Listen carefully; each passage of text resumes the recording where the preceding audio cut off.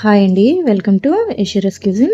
ఈరోజు డాబా స్టైల్లో ఎగ్ కర్రీని మీకు ఎలా చేయాలో చేసి చూపిస్తాను.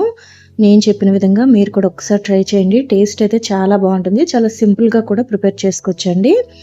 దీన్ని ఎలా ప్రిపేర్ చేసుకోవాలో ఇప్పుడు చూద్దామండి. దీనికోసం ముందుగా ఒక మిక్సీ జార్ తీసుకొని దానిలో ఒక 2 టమాటాలను ఇలా కట్ చేసి వేసుకోవాలి.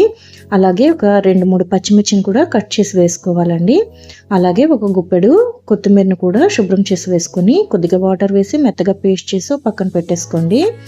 ఇప్పుడు స్టవ్ వెలిగించి ఒక ప్యాన్ పెట్టుకొని దానిలో ఒక 1 టేబుల్ స్పూన్ ఆయిల్ని వేసుకొని ఉడికించుకున్న గుడ్లని ఒక 4 వేసుకొని దానిలో కొద్దిగా పసుపును కూడా వేసి దోరగా వేయించుకోవాలండి. కాస్త కలర్ చేంజ్ అయ్యే వరకు వేయించుకోవాలి. వీడియోలో చూపిస్తున్న విధంగా మనకి ఈ విధంగా వేయించుకుంటే సరిపోతుందండి. ఇలా వేగిన తర్వాత వీటిని తీసేసి ఒక ప్లేట్లో పెట్టి పక్కన పెట్టేసుకోండి. ఇప్పుడు అదే ప్యాన్లో ఒక 1 టేబుల్ స్పూన్ జీలకర్ర వేసుకొని ఒక 2 ఉల్లిపాయల్ని మెత్తగా ఇలా పేస్ట్ చేసి వేసుకోవాలండి. ఇలా వేసుకొని పచ్చివాసన పోయేదాకా వేయించుకోవాలి. మీకు ఆయిల్ ఏమైనా సరిపోకపోతే ఇంకాస్త ఆయిల్ని యాడ్ చేసుకొని ఇలా ఫ్రై చేసుకోవాలండి. ఇలా పచ్చివాసన పోయేదాకా వేయించుకున్న తర్వాత దీనిలో ఒక 1 టేబుల్ స్పూన్ అల్లం వెల్లుల్లి పేస్ట్ని వేసుకోవాలండి. ఇలా ఫ్లేమ్ని మీడియంలో పెట్టి వేయించుకోవాలండి. అల్లం వెల్లుల్లి పేస్ట్ కూడా పచ్చివాసన పోయేదాకా వేయించుకోవాలండి.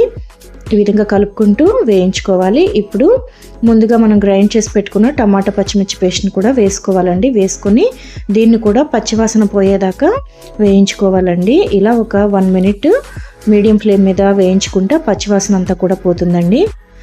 ఇలా వేగిన తర్వాత దీనిలో ఒక 1/2 టీ స్పూన్ పసుపును వేసుకోవాలండి. అలాగే ఒక 1 టేబుల్ స్పూన్ కారం వేసుకున్నానండి. ఆల్రెడీ మనం ఉల్లిపాయలు పచ్చిమిర్చి కూడా వేసుకున్నాం కాబట్టి ఆ కారం అనేది సరిపోతుందని నేను వేసుకున్నాను. మీకు ఇంకా కావాలంటే వేసుకోవచ్చు. అలాగే ఒక 1/2 టేబుల్ స్పూన్ ధనియాల పొడి, అలాగే ఒక 1/2 టీ స్పూన్ జీలకర్ర పొడి, ఒక 1 టేబుల్ స్పూన్ గరం మసాలా పొడి కూడా వేసుకొని వీటన్నిటిని కూడా బాగా కలిసేలా కలుపుకొని మీడియం ఫ్లేమ్లో ఒక 1/2 మినిట్ వరకు వేయించుకోవాలండి.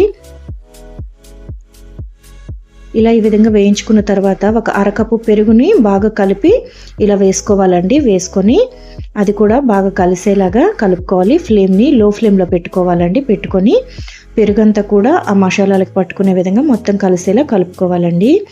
ఈ విధంగా కలుపుకున్న తర్వాత ఒక 1 మినిట్ వేయించుకోవాలండి. వేయించుకుంటే ఆ పచ్చివాసన అంతా కూడా పోతుంది. ఇప్పుడు దీనిలో మనం ఆల్రెడీ వేయించి పెట్టుకున్న గుడ్లను వేసుకోవాలి. ఇలా గుడ్లను కూడా వేసుకొని ఒకసారి కలుపుకోవాలండి. ఇలా కలుపుకున్న తర్వాత దీనిలో ఒక 1/2 గ్లాస్ వాటర్ అయితే సరిపోతుందండి. ఒక 1/2 గ్లాస్ వాటర్ని ఇప్పుడు వేసుకోవాలి. అలాగే రుచికి సరిపడా ఉప్పును కూడా వేసుకోవాలండి. వేసుకొని వీటన్నిటిని కూడా కాస్త కలిసేలాగా కలుపుకోవాలండి. ఈ విధంగా కలుపుకొని ఫ్లేమ్ని మీడియంలో పెట్టుకోవాలండి. మీడియంలో పెట్టుకొని మూత పెట్టి మధ్యలో కలుపుకుంటూ ఒక 10 నుంచి 15 నిమిషాల్లో మనకి కర్రీ అనేది రెడీ అయిపోతుందండి. ఇలా మధ్యలో కలుపుకుంటూ కర్రీని కుక్ చేసుకోవాలి. ఇలా ఒక 15 నిమిషాలు తర్వాత మూత తీసి చూస్తే మనకి కర్రీ అనేది చూడండి ఈ విధంగా ఆయిల్ అంతా కూడా సపరేట్ అయింది. గ్రేవీ కూడా కాస్త దగ్గరగా అయ్యిందండి. ఈ స్టేజ్లో ఉన్నప్పుడు మనకి ఫ్లేమ్ని లో ఫ్లేమ్లో పెట్టేసుకోవాలండి. ఇప్పుడు దీనిలో ఒక 3 పచ్చిమిర్చిని కట్ చేసి వేసుకోవాలండి. అలాగే సన్నగా తరిగిన కొత్తిమీరని కూడా వేసుకొని స్టవ్ ఆఫ్ చేసేసి సర్వ్ చేసుకుంటే చాలా బాగుంటుందండి. రైస్లోనికి రోటీస్లోకి అయితే గ్రేవీ చాలా బాగుంటుంది. చాలా సింపుల్గా కూడా ప్రిపేర్ చేసుకోవచ్చండి. వంట రాని వాళ్ళైనా బ్యాచిలర్స్ అయినా చాలా సింపుల్గా ప్రిపేర్ చేసుకోవచ్చు. చాలా త్వరగా కూడా ప్రిపేర్ చేసుకోవచ్చండి. మీరు కూడా ఒకసారి ఈ విధంగా ట్రై చేయండి. దాబాలో అయితే ఇదే విధంగా ప్రిపేర్ చేస్తారు. టేస్ట్ అందుకనే బాగుంటుందండి. మీరు కూడా ఒకసారి ట్రై చేసి ఎలా వచ్చిందో కామెంట్ చేయండి. అలాగే మీకు ఈ వీడియో నచ్చినట్టయితే వీడియోని మీ ఫ్రెండ్స్ అండ్ ఫ్యామిలీకి షేర్ చేయండి. కొత్తగా ఛానల్ ఎవరైనా చూస్తున్నట్టయితే ఛానల్ని సబ్స్క్రైబ్ చేసుకోండి. మరిన్ని కొత్త వీడియోస్ కోసం మన ఛానల్ని ఫాలో చేయండి. అలాగే వీడియోని లైక్ చేయండి, షేర్ చేయండి.